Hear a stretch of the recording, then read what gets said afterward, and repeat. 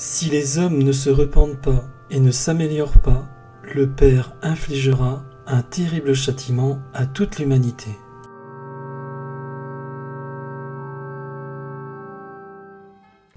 En 1973, dans un couvent catholique, dans un petit hameau près de la ville d'Akita, au Japon, sœur Agnès Sasagawa, dans la chapelle japonaise des servantes eucharistiques du Sacré-Cœur, expérimenta la première occurrence d'une longue série d'événements surnaturels. Quand sœur Agnès ouvrit le tabernacle pour l'adoration en juin 1973, une très vive lumière en jaillit, remplissant la chapelle. Ceci arriva pendant 3 jours consécutifs et également le jour de la fête Dieu. En une de ces occasions, elle vit aussi des anges adorant l'Eucharistie en demi-cercle autour de l'autel. La veille de la fête du Sacré-Cœur en juin 1973, l'ange gardien de sœur Sasagawa lui apparut, tandis qu'elle était malade à l'hôpital.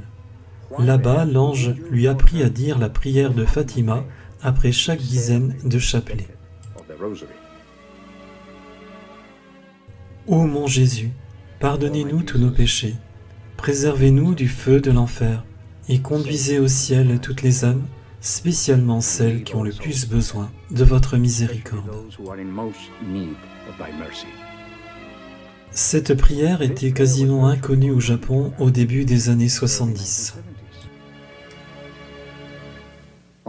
Durant la même occasion, à l'apparition de son ange gardien, une plaie en forme de croix apparut dans le creux de la main gauche de sœur Sasagawa et commença à saigner. Le 6 juillet 1973, une prière eucharistique écrite par Monseigneur Jean Ito, en charge du diocèse de Niigata jusqu'en 1985, fut récitée dans la chapelle par sœur Sasagawa, avec Notre-Dame ajoutant au texte le mot « vraiment ». Cette prière eucharistique signifie l'importance de la présence réelle de notre Seigneur Jésus-Christ dans la Sainte Eucharistie. Plus tard, le même jour, une plaie sanglante apparut dans la main droite de la statue de Notre-Dame dans la chapelle. L'ange gardien de la sœur lui dit que l'effusion de sang était nécessaire à la conversion des pécheurs et pour la réparation des péchés. Le 23 septembre 1973, la statue commença à suer du visage jusqu'aux pieds. Les 2 yeux inondés de larmes qui coulaient sur ses joues. Un agréable parfum remplit la chapelle. Cela a eu lieu de multiples fois, en présence d'autres, dont Monseigneur Jean Ito, qui fit analyser les larmes par une éminente université japonaise. Le test prouva qu'il s'agissait de larmes humaines. La statue pleura un total de 101 fois. Jijido Fujimoto, un témoin oculaire de l'événement, décrit son expérience. « J'ai vu des larmes jaillir de la statue de Notre-Dame, coulant sur ses joues jusqu'à ses pieds. J'ai même goûté les larmes qui étaient très salées. Cela m'a fait penser que la très sainte Vierge devait avoir un message spécial pour moi et pour les autres, car quand une mère humaine pleure devant ses enfants, il y a une raison sérieuse. Alors quand notre Mère des cieux a versé des larmes à travers la statue, j'ai pensé qu'elle devait avoir pour nous tous un message urgent. »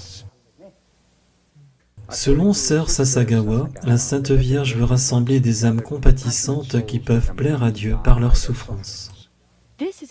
C'est exactement ce que Notre-Dame veut ici à Akita.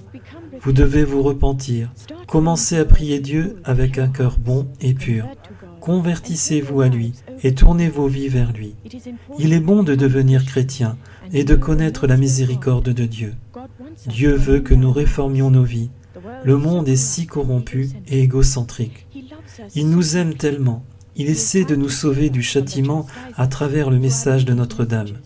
Seule la prière sera efficace pour propager le message. Après 11 enquêtes, Monseigneur Jean Ito, alors évêque du diocèse de Niigata, déclara officiellement les événements concernant la statue et le message délivré à sœur Agnès Sasagawa comme étant d'origine surnaturelle. Je crois que le troisième message à Akita a une grande connexion avec Fatima.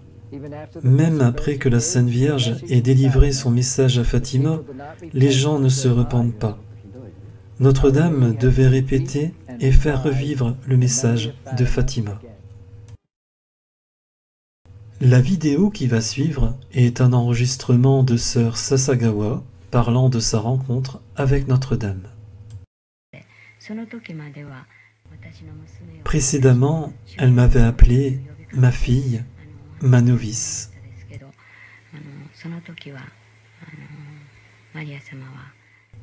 Cette fois-ci, la Sainte Vierge me dit « ma fille bien-aimée ». Sa voix était très sérieuse.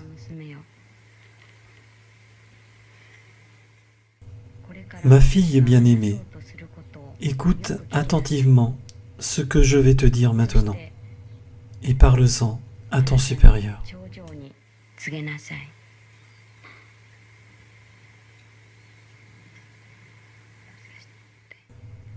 Comme je vous l'ai dit,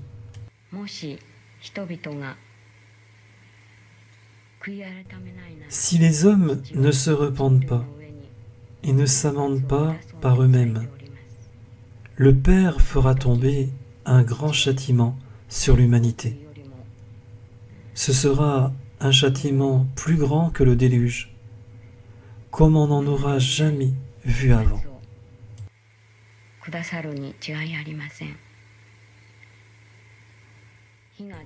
Un feu tombera du ciel et va faire disparaître une grande partie de l'humanité.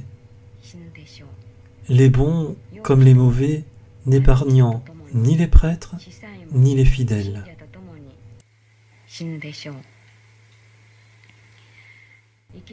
Les survivants se trouveront si désolés qu'ils envieront les morts. Les seules armes qui vous resteront seront le rosaire et le signe laissé par mon Fils.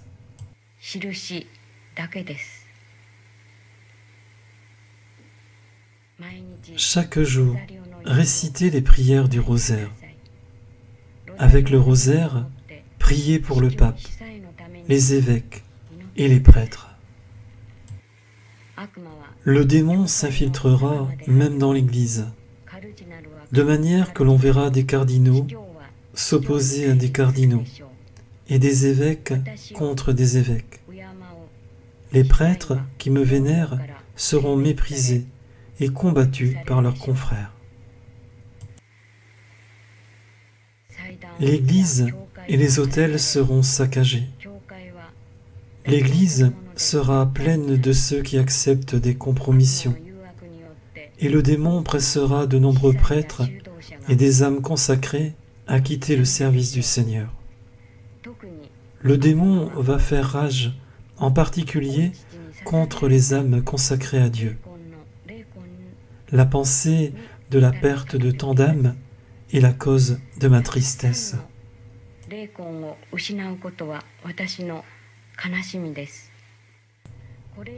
Si les péchés augmentent en nombre et en gravité, il ne sera plus question de pardon pour eux. Aie le courage de parler de cela à ton supérieur.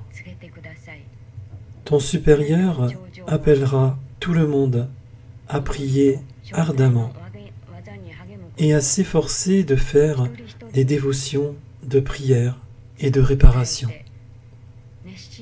Ce furent des mots sévères.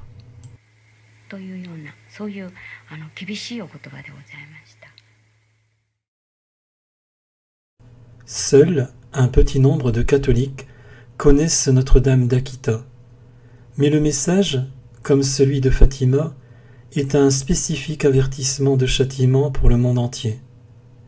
Le châtiment est vraiment une terrible menace, bien pire que la possibilité de l'anéantissement de plusieurs nations prophétisées à Fatima. Akita est absolument conforme aux prophéties de l'Écriture. En résumé, les trois messages. Le premier message reçu par sœur Agnès Sasagawa le 6 juin 1973, était un appel à la prière et au sacrifice pour la gloire du Père et le salut des âmes. Le second message, le 3 août 1973, a été pour la prière, la pénitence et de courageux sacrifices pour adoucir la colère du Père. Le troisième message, le 13 octobre 1973, comme je vous l'ai dit, si les hommes ne se repentent pas et ne s'amendent pas par eux-mêmes, le Père infligera un châtiment terrible à toute l'humanité.